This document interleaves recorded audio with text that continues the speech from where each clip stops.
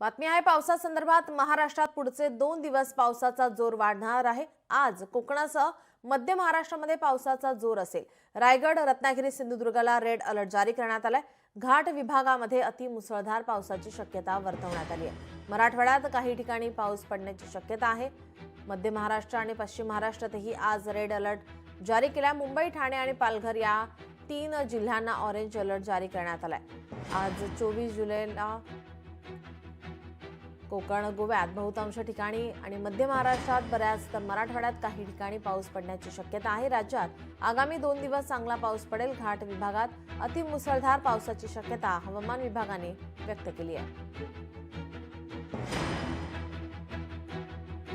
आज कोकणासह मध्य महाराष्ट्रात पावसाचा जोर। रायगड, रत्नागिरी, सिंधुदुर्गला रेड अलर्ट जारी करण्यात आलेला आहे।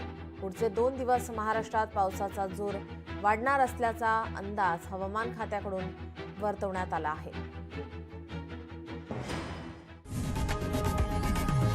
लोकशाही मराठी ऐका, पहा, जागरूक रहा।